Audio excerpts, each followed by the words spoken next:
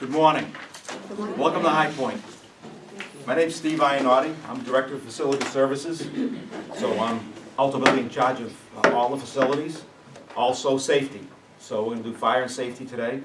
And a new policy we have is for Alice, active shooter training. So we'll get started, get right into it. Who's your fire and safety coordinator? Every site has a fire and safety coordinator. It's typically your environmental services person, your maintenance staff. Okay? If you have any questions about safety, obviously you talk to your supervisor, but you would see your director of environmental services. We are required to have drills every shift, every quarter. So if you're on first shift, you should have a drill, a fire drill of some type. And twice a year we have emergency drills, like potentially like an active shooter type drill, some type of hazard. When you go to your new site, someone is going to give you site-specific training. Okay? Every building is different. So if you work, who works here at the hospital? We have many people that are going to be working here. How about Brockton? Brockton, Taunton, TSS, outpatient, New Bedford. Every building you go to is different. So your fire exits, your extinguishers, everything's in a different place. So you're going to get site-specific training. Okay? Your manager is going to give you that. You'll see that in a minute on one of these slides. It's basically some documentation. But obviously, you know your exits here. You should know where they are. But every other building you go into is going to be completely different. Annual fire and safety training. We're required to do this annually. You can do this on video. You can do it online. Okay? But your HR assistant keeps track of all the safety trainings that you do, and they'll be the reminder for us all. Must include anti-violence safety protocols, panic button policies. Anyone going to be working in a methadone area? We have panic buttons in those areas, and basically it's a button under the desk that sends a signal to an agency, and they would call us and check to see if we're safe. If there's a problem, if you don't answer, they would call the police. So we get quick response for you. And a new protocol, the active shooter protocol, which we'll get into in a minute. This is your site-specific. I'm just going to put this up here just to look at. Your manager, supervisor, when you go to your specific site, is required to go through this whole thing with you. And it basically goes over those things that we can't do here because we have some 20 to 30 odd facilities that we just can't review everything here in this building. It'd take too long. Evacuation. Besides how to get out, you need to know where to go. So that's part of your site specific. We could talk about where it is here at the hospital, but it would be different in Brockton, it would be different in New Bedford. So that's why we don't really get into it now, but when you go to your supervisor, when you start your job, you'll get your site specific. No smoking. There's a log for sign-in. So we have a reception desk that has sign-ins for people. Maintenance staff required to have sign-ins for vendors. Why do we need sign-ins for people? So you know who's in the building. Right. So if there is an emergency, we would grab that log, we'd go outside and make sure that those people get out of the building. Or if they don't, let the fire department, whoever comes in, let them know that they're here. So it's very important that they do sign in. We all have badges, we all sign in, we swipe, they know we're here. And your supervisor obviously knows you're here. If there was an emergency, who would let you know to go back in the building? Fire department. Fire department or police department, depending on the particular problem. But that's it. If it's a drill, it's going to be your maintenance or your safety coordinator to let you know.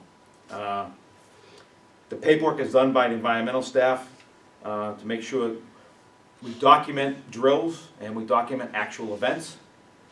If there's something that happened that didn't go as planned, we record it and we try to train or do a better job the next time. So we're always trying to learn, like anything else we're doing. You should also be aware of the people in your area. If there's someone that's in a wheelchair or someone that's hurt and you know you're not supposed to use elevators, we'll get into that a little bit more, but, and it's difficult for them to get downstairs, then you need to be available to help, or have people available to help those people get out of the building. Obviously, you're not gonna go down elevators, so it's gonna be difficult for them to get out, they're gonna need support. When do we evacuate the building on an alarm? Immediately. Always. Right? You get an alarm, you're gonna evacuate. Don't guess, oh, is this a drill? Oh, is this a problem with the system? Don't second guess it, okay? If you have to turn around and come back in, no harm done, okay? We also have flashing lights on all our alarms. Does anyone know why? In case people are deaf. Yep. Also, people have earphones. Sometimes we're on phones and they're trying to listen. That's why that's there. But it's primarily for the handicap, so that we can see it, so they can see it. Who initiates the order to evacuate? Obviously an alarm is going to do that. If it's a drill, it's going to be your safety people. We'll tell you it's time to evacuate, just get out, no questions asked. Evacuation routes, talk about this for a minute. This doesn't apply to just your buildings. This is a habit, unfortunately, with our environment today. When you go into any building, a nightclub, a restaurant, you've heard of accidents where people are trying to get out of the building. I mean, the big one over in Rhode Island, 8 years ago, whatever it was, where over 100 people died. There was exit doors that weren't even used, that people could have gotten out of. So when you come into a building like this, does anyone know how to get out? You know the way you came in, but there's also exits the other way. So if you have a problem in one direction, you can go in the other direction. So you go into a public building, you should know where an exit is. Look around. I mean, how long does it take to say, where's my exit? You never know when it's going to come in handy. You could go into the direction of a fire or a problem, as opposed to knowing, hey, there's a problem over there, but I know there's another exit that way, I'm going to go that way. Okay? Very important that you know your surroundings. Use the stairs, not the elevator. Use sign-in, sign-out logs for the staff, visitors in the building. We talked about that a minute ago. Who checks offices and restrooms and conference areas? If there is a drill and you go out of your particular area, if there's bedrooms or offices, what we do regularly is check the room. We take a waste paper basket and put it outside the door. Now that signifies the next person that comes along that room's been checked and there's no one in there. So rather than duplication of effort and taking too long for people to get out, everyone knows. Okay, so it's just a quick little check and something that we do at all of our sites. Giving me like ideas to do at home with my kids. Sure, sure. They should be prepared. You can't be over prepared. No, absolutely. The emergency code policy. John mentioned this earlier. He went through the different colors: red for fire, blue medical, green show of support. CPI people should respond to those. Yellow is a bomb threat. Dr. Gray is a hostage situation. Okay, and the new one is Alice, the active shooter training. Unfortunately, again, with our society the way it is today, we have to do things like this, but we'll get into that a little bit more. The fire triangle, basically there's three elements for fire. You need oxygen, you need heat, you need fuel. You take any one of those away, you don't have a fire.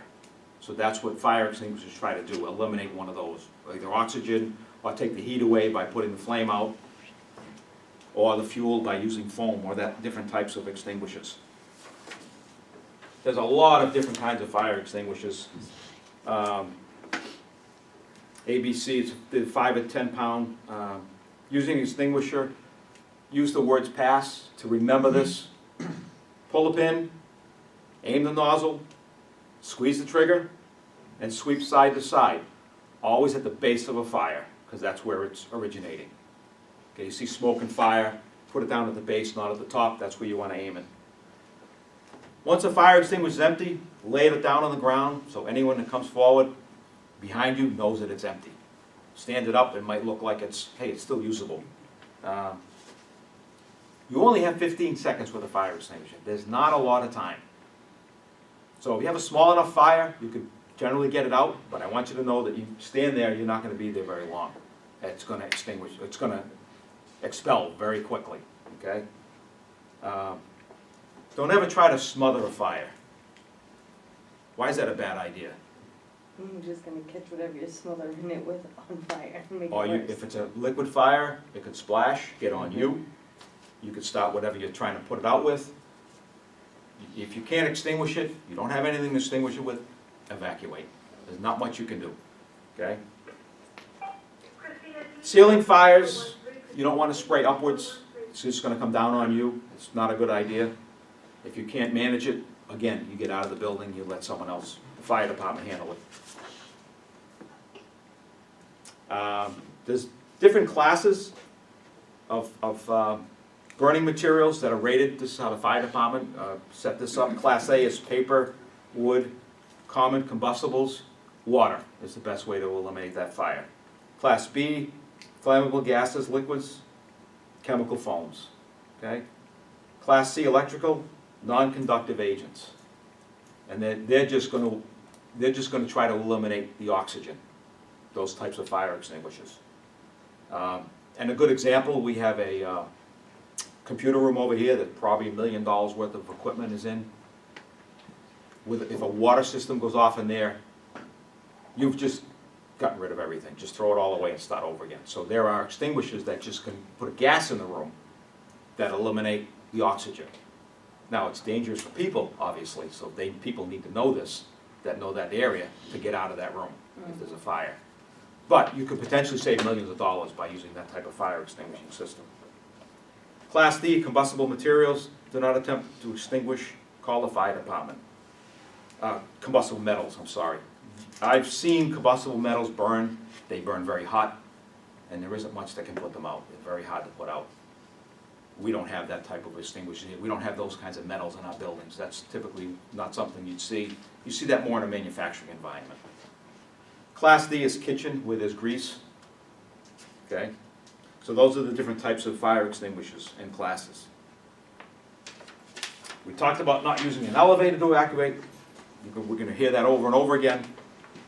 So even in a drill, I've been in drills where I've been monitoring and people run to the elevators. Excuse me, no elevators. Can't use them, okay, not even in a drill. If you're not sure if there's a fire on the other side of a room and you're checking rooms, what's the best way to check? Doorknob. Not the doorknob. Doorknob could be hot because it's metal, okay? Smell. Check the door, back of your hand, lightly, to see if the door is hot, and if it is, don't open it. It's that simple. What you're going to do is introduce air, and that's just going to make the fire worse, okay? Smoke is a leading cause of deaths in fires, not just the fire itself, but the smoke, inhalation. And we've all heard this, close and catch fire, stop, drop, and roll. Pretty straightforward. If you see someone that's on fire, that's running, you want to stop them and Just strip them. Stop burning. and get them to stop, drop, and roll. Sprinklers, we have sprinklers in here. If you look up here, these little plates, they're called scutcheon plates. They're about every 10 feet apart. That sprays a circle of about roughly 10 feet area, okay? So that'll cover this area if there's a fire here. If, just a question, if one of these goes off, will the rest of them go off? No. No, only on TV. And you've seen TV, the movies. Yeah. Fire goes off and all the sprinklers are going off. Heat sets them off. Oh, okay. 165 degrees, it gets that hot, this will go off. So if there's a fire here, that one will go off, that one won't. That's kind of. So it doesn't- you don't need it, okay?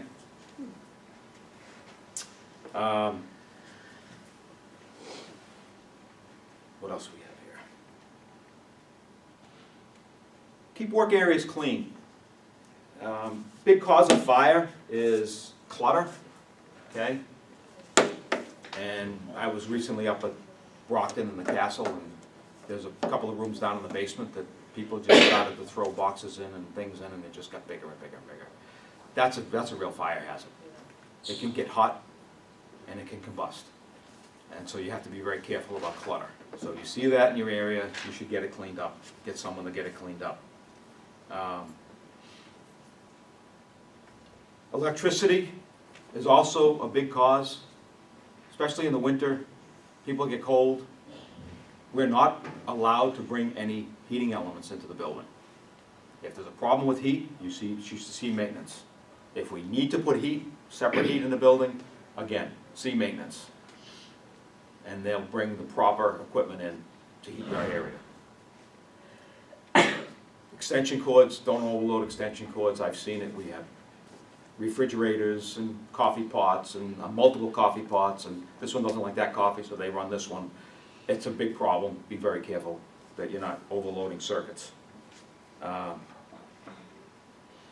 Make sure equipment is in good working order. If you see something that's not right, an extension cord that's frayed, that's marked, that's cut, tell maintenance, we'll get it out of service. It shouldn't be there. Any questions so far? Company approved appliances, again, ask maintenance if there's something you want to bring in. No open flames, no candles, that kind of thing. Lava lamps, you've heard those things have been going off lately. There was another one, sea salt lamps or rock salt lamps or something. If you have something you want to bring in, again, let maintenance know. Company approved decorations. Decorations can be unsafe. We're certainly not going to bring in Christmas trees. They burn very easily. We have to be very careful. No hot plates, mug warmers. I'm not even sure people use mug warmers anymore, but it's not that common. Check your office at the end of the day. You leave. If you do have something, an appliance of some type, make sure everything's turned off. Know your evacuation plan. Every building should have at least 2 directions to go in. You go out here, you can go in either direction. If you look down the left, there's an exit sign. You look to the right, there's an exit sign. Multiple directions because there could be a fire there or there, so you can get out. You need some place to get out, so we have multiple exits. Again, know your surroundings. I can't say that enough. You go to any place, any new building, know how to get out of the building. And keep exit routes uncluttered. No hallways. If you walk up the stairs down the end of the hall, and then you came in here, well, you probably came in through the elevator, but any stairways or fire exits, we are not allowed to put anything in those areas. Chairs, things on the wall, hand washers, anything that can impede someone getting in and out of the building. Okay, so we have to be very careful about fire exits and keeping them clear. Best way to fight a fire is all the things we just talked about, prevent it. We talked about, well, clutter being an initial source. You have to be careful of that. Smoke in designated areas only. By state law, we're required to tell you that 50 feet from the building is what's allowed. Okay? Know your evacuation routes. If there's a fire, sound the alarm. Don't think that someone else pulled an alarm. If you see smoke, pull it. If you're not sure, pull the alarm. Okay? You're better off to do it 2 or 3 times. You may not hear it. There could be something wrong with it in your area. You see smoke, fire, pull an alarm. Okay? Again, most fires can be prevented. It's all about carelessness. All right, we're going to talk about this new subject that's basically new to the company. We're doing this with all new hires. And we're training all existing employees before we do any drills. Active shooter. Unfortunately, our society has gotten to this point where people are getting very mean and very nasty and doing things that we're not familiar with. Over the last few years, of course, a lot of us, I know I remember, if there was ever a disaster, everyone said, well, go under your desk or hide. Not anymore. But that doesn't work, because now you're just leaving yourself susceptible to being shot. So they've realized that let's change it. So what we've adopted is active shooter is the run, hide, fight philosophy. Okay? Pretty straightforward. If you can run and you can get out, then get out. Okay? Find an exit. If you hear a page that says Alice, IPU 1, if you're in this building, you know where IPU 1 is. Okay? You're not going to go that way. You're going to go out that way and go outside. You're not just going to go anywhere. You're going to go to a place away from the building that, again, this is your site-specific training, out of sight of the building. If there's people in the building, you want to get them out. We have an obligation to our clients, obviously, to get them out of the building and keep them as safe as possible. So you're going to want to get people out of this building. If there's someone that doesn't want to leave, don't sit there and argue with them. They don't want to leave. Save yourself and save those that want to be saved. There's not much you can do if they don't want to leave. Now, if you know it's far away and it's not active, it's not someone in the next room that's shooting, and if you have a little bit of time, but don't think you have a lot of time, because you don't. Get out of the building. Save yourself as best you can. But again, we do have an obligation to our clients to save them as well. Okay? When you do leave the building, don't take anything with you. You don't need your cell phone. You can live without it for a little while. Okay? Get out of the building. Don't take any belongings. You can get it later. It's important to get out. And once you do get out, you see the police, you see the fire department, let them know you're not a shooter. Go out with your hands up, get to the muster point. Okay? Second option, if we're in this room and we know somebody's outside in that hallway, we're not getting out. Right? Close the door, shut the light off, shut the cell phones off. I'd stack all these desks against the wall so they can't get in. Do whatever you can to hide. Okay?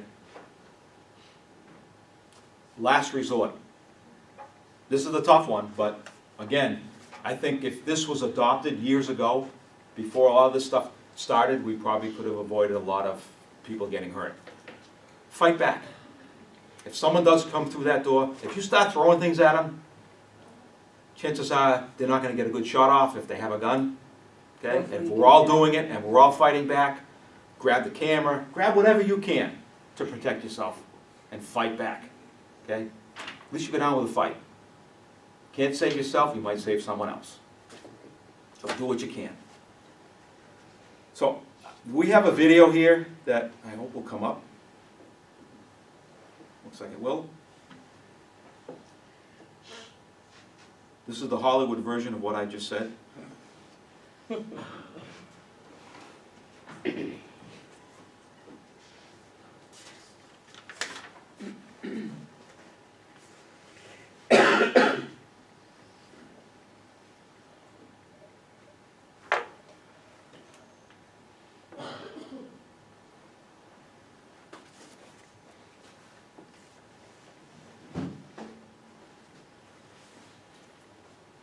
Any questions while this is loading up? Again, site-specific training.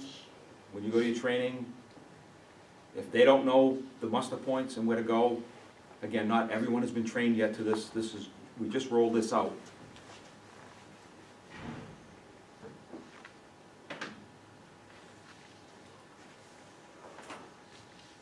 Hopefully we'll be able to hear this.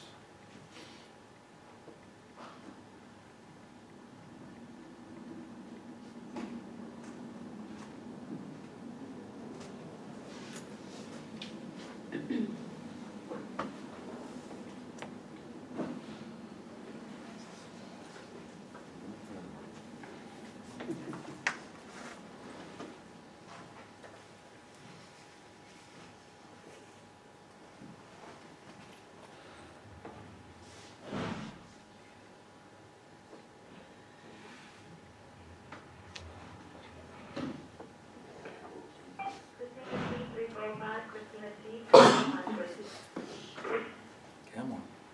I think you might have paused it. No, it's moving. It's setting up. Okay.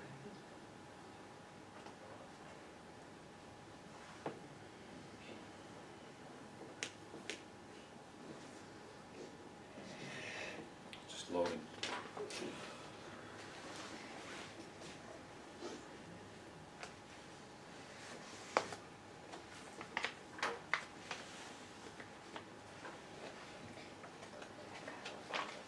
You don't answer that one yet, but this one,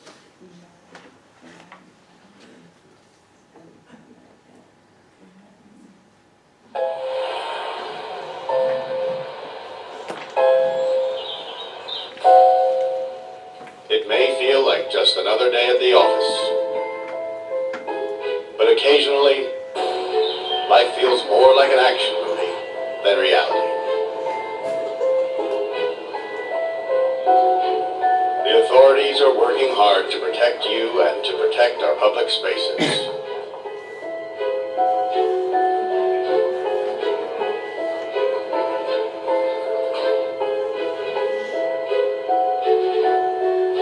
But sometimes bad people do bad things. Their motivations are different. The warning signs may vary, but the devastating effects are the same. And unfortunately, you need to be prepared for the worst.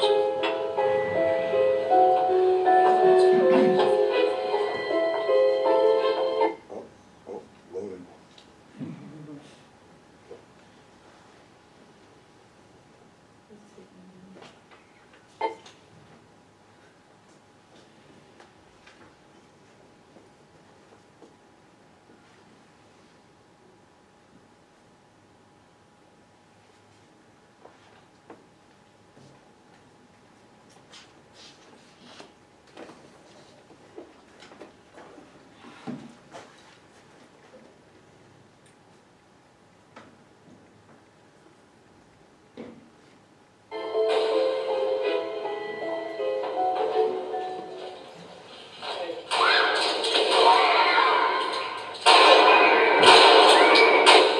If you were ever to find yourself in the middle of an active shooter event, your survival may depend on whether or not you have a plan. The plan doesn't have to be complicated.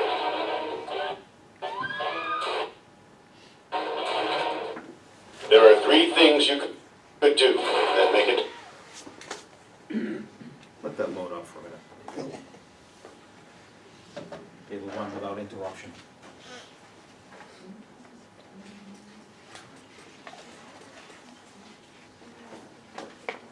I know it's hard to imagine any of us getting in that kind of situation, but that's the unfortunate reality. We have to be prepared for it, because it can happen. And we also work in an environment that is susceptible to anger, so we have to be prepared for it.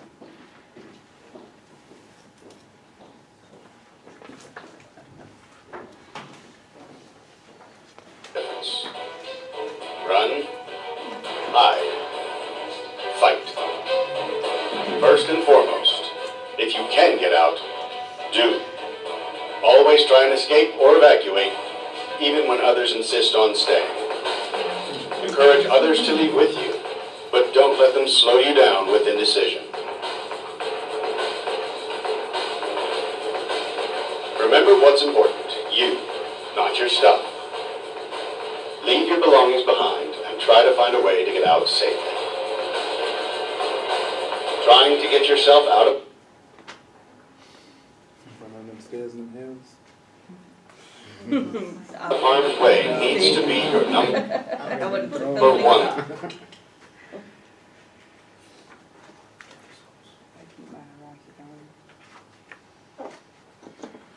priority. Once you are out of the line of fire, try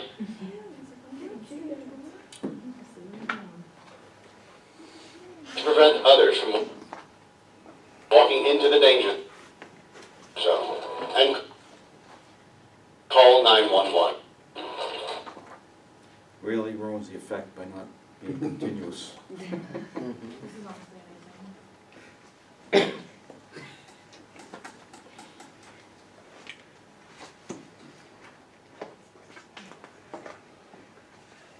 First of all, you came here and loaded a shotgun.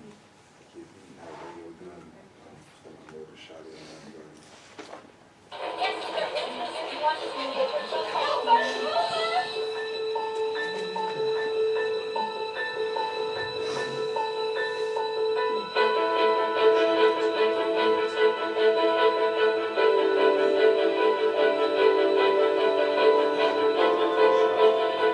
If you can't get out safely, you need to find a place to hide.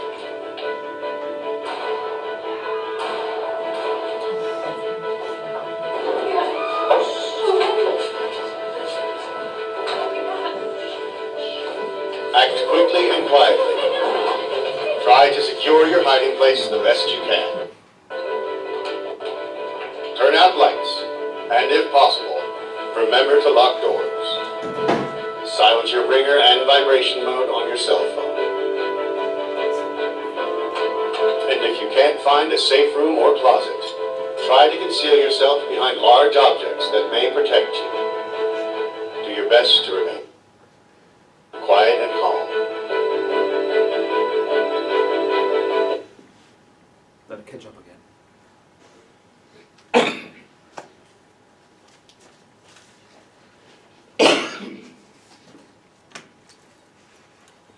Any questions about it so far?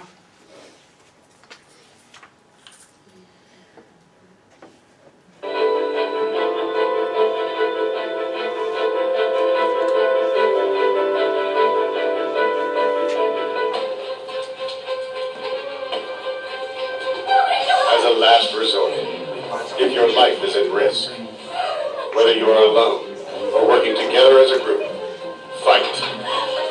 Act with aggression. Improvise weapons. Disarm him. And commit to taking the shooter down, Exactly. no matter what. Come out.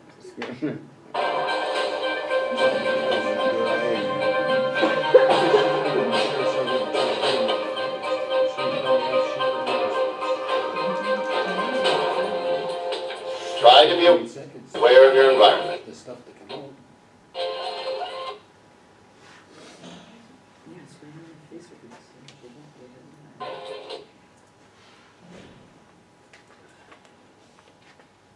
It's- That's basically it, the last 15 seconds, is just about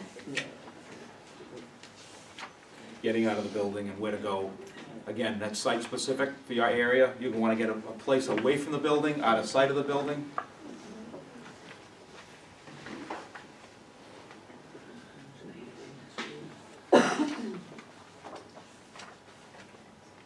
Okay. So any questions about that? Pretty straightforward. We try to adopt something that was pretty simple. There's several things out there. There's Alice training, which I looked at, which is very complicated. We just figured run, hide, fight is the simplest thing to remember. Okay. Emergency management training. I do have a question. Yeah, go right ahead. Inside the hospital, you said that you try to get as many clients out as possible. How, I mean, in reality, if that were to ever happen. Well, we actually had a lot of discussion about that point because it's important that they understand that there's an emergency as well. Oh, okay, so clients are aware of They this? should be, yes. Okay. I mean, why should they not know? Mhm. And you know. Right. If there's an active shooter, you wanna let them know, we're getting out of here, there's a problem, we're gonna get out. Okay? So No, I you mean, are do they gonna. know that High Point has a policy for it though? Like Well, right no, now, you can't train, well, that's a good question in terms of training clients. The turnover in clients is daily. Mhm. It's hard to be able to say you're gonna train all the clients. The important thing is to train the staff, so that the staff understands what to do. So whatever clientele we have in the building at the time, they're able to get out. Right. So no, you can't train the clients, it would be just too cumbersome. No, I didn't mean training. Well, like, or to make them FYI, aware. you know. I mean, Yeah. look at all of the policies that we have, it'd be very hard to let them know Like all other of these. bulletin boards, I guess, in the hallways in the hospital, for clients to read that we have that in place, or That we have what? the Alice in place. Like, is it in the hallway of the hospital, like anywhere, to No. let them know that we have No. things like that? Okay. No. Alright, No, we don't have the fire and safety listed or shown anywhere. I mean, okay. Okay, Hmm? I actually had another question. go right ahead. When I was walking on Thursday through the MH, with where I'm gonna be working. You're working here? Yes. Yep. So let's say, as you said, there's a shooter in ICP 1 or whatever it is. Yep. Is that the only time that it would be allowed to have all the doors open for all the pods, so everybody just had free access? If the shooter's in 1, can the rest of them just leave the doors open so they have easy access? Yes. Rather than everybody trying to use a key? Yeah, you're gonna open it, you're gonna open your area to get out away from IPU 1. So you're gonna go towards 3. and there's an exit at that end of the building that you're gonna actually exit. So we can leave all the doors open? and Yeah, you're gonna have to. I mean, this is a much different situation than any other drill or activity. You know, a fire, we have muster points inside the building, because we're gonna try to wanna keep the clients here. Now, if the whole building's burning down, we're obviously gonna leave the building. I just meant for the active shooters. Yep, but for the active shooter, if it's real, we're gonna get out of the building, and we're gonna wanna get everyone out of the building as well. Now, one thing I should mention too is, what happens after a real active shooter situation? Police department's gonna take this building over. It's a crime scene. Whether it involves the entire building or just one IPU, it's their building. Now, they may, in this situation, they may let us into certain areas, but we're probably gonna have to evacuate clients to other sites. So we have a policy for continued operations that accounts for that. And that's a whole nother training series for moving clients, patients to other areas, okay? But there's a good, I mean, if it does happen, God forbid it never does, let's hope it doesn't, we're gonna have to find a place for everyone. Okay? Anything else? Yes?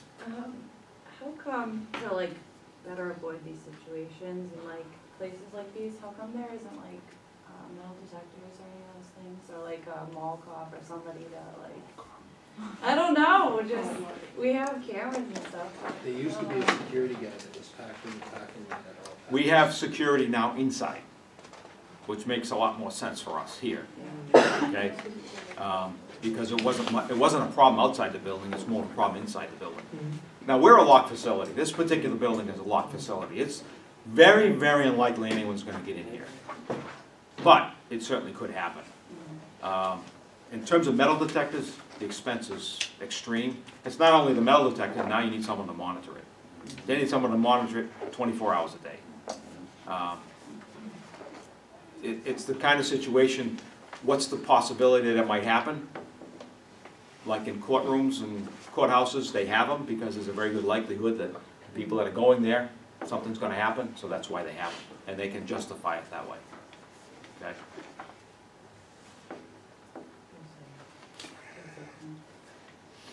Anything else?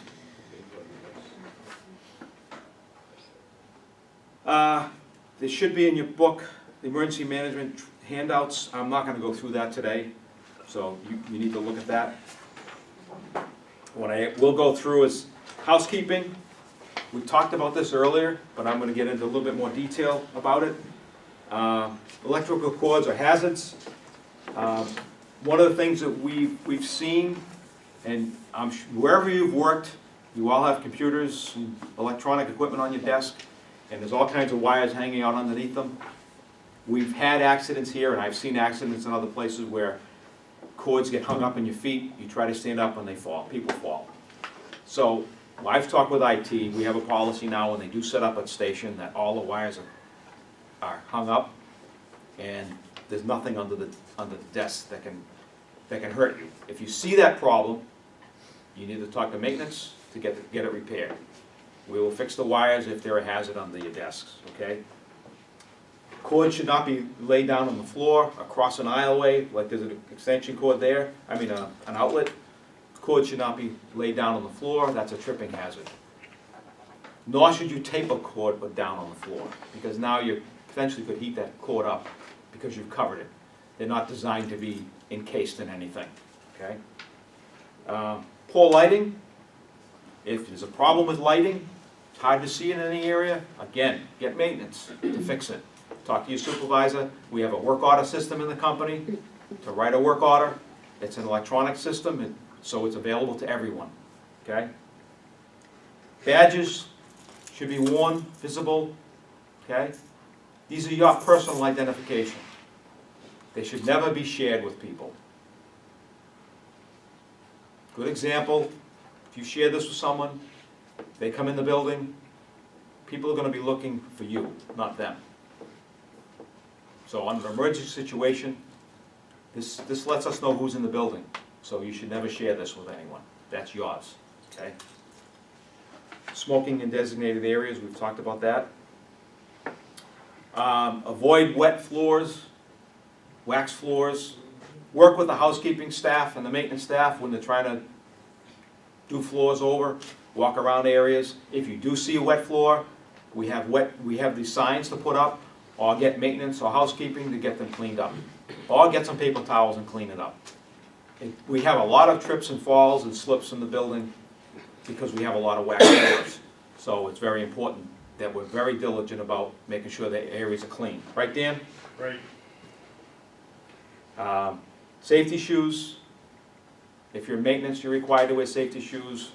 But the only thing I will mention about shoes, and John brought it up a little earlier, no high heels over 2 inches, okay? Not allowed, it's in the dress code, okay? And if you're someone that may go to a code and you have to respond quickly, I suggest you use comfortable shoes that are safe. So if you're going somewhere, you're not gonna fall. It has happened. Clutter is, you know, we collect a lot of paper in this company, you'll find out. And so there's a lot of boxes, there's a lot of paper. Very easy for areas to get dirty, cluttered. So I just ask you that you just try to keep your area as clean as possible. Dispose of it, get it into shredding, or wherever it needs to go. If you're not sure what to do with it, get maintenance to take care of it. We'll be happy to take care of things for you. Keep the stairways, the aisleways, the walkways, keep these areas as clean as possible so that people can move without getting hurt. Electrical panels, the access to controls and control panels.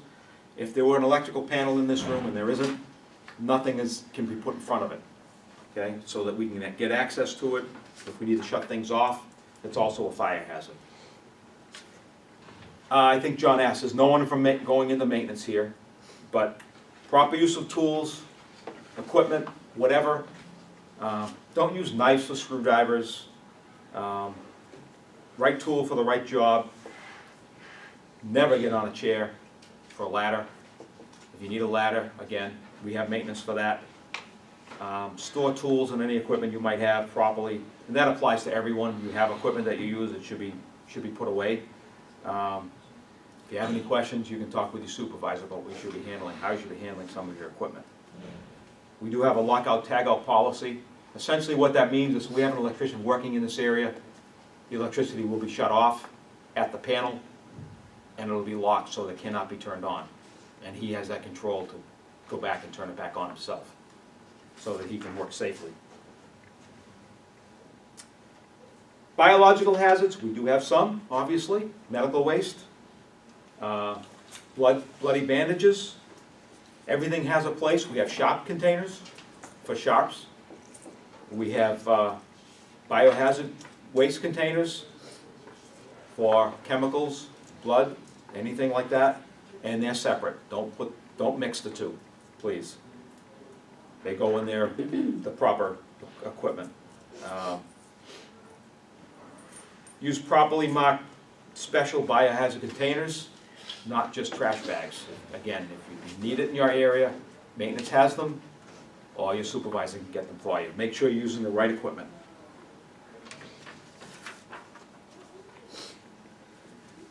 Shelving. If your office is being put together and you need shelving, have maintenance do it, please. We'll make sure we have the right equipment, it's put up properly so it doesn't fall, and make sure you have proper lighting. We mentioned that, but it's very important for trips and falls that we have proper lighting. Hazardous substances may be found in the work area. We have cleaners, disinfectants, paints, inks, other materials. We have a list of all these things in our policies. You'll find we have a lot of policies in this company. So if you think there's something might be covered in a policy or it's not, it probably is, okay? We do use eco-friendly chemicals. Please, do not bring in your own chemicals for things, okay? We will get cited by DPH or any other joint commission if you come in and they find something under your desk and we don't have an MSDS or SDS sheet for it. Do we know what SDS sheets are? Safety and data sheets. Okay? If you bring in a chemical and someone, God forbid, gets exposed to it, we don't know how to treat it. The SDS sheet tells us how to treat it. Is there a specific spot where you guys keep that? Nurses' stations, maintenance has them. If you're not sure, again, this is one of those things you should ask about. Where's our MSDS sheets? Okay? If we don't have them, we'll get them. Okay? They do get moved around. They do, I'm sure they get lost occasionally, but if we're not told that they're there, we can't maintain them. Okay? But let us know if they're missing. We talked about to have approved cleaners and why not to bring in something of your own. Flammables, we have flammable cabinets to put things in, okay? The right to know, we're gonna talk about the SDSs, which we just quickly talked about. OSHA requires that you have a right to know what we use for chemicals. So that's what that's all about. So we have all these chemicals, we have SDS sheets. You should know that we have these chemicals in the building. SCS books, we talked about locations. And if you do have a chemical that we're using, don't put it in a different container to share it or use it somewhere else. Every container needs to be marked. Do you guys buy containers that are We have like blank containers. labeled, like, and you put your own label, Yes. a specific label? We have all that. Maintenance or housekeeping, they have all that. Just for that reason, so that you know what you're dealing with. I worked as a maintenance supervisor for a few years, so Yep. the company I worked for used to buy the bottles separately, Right. and then we'd have labels ordered for what the chemical was in Exactly. it. Yep. And the reason for that, again, is the same thing. If you have a container that has something in it and you don't know what it is, and someone gets exposed to it, you don't know how to treat it.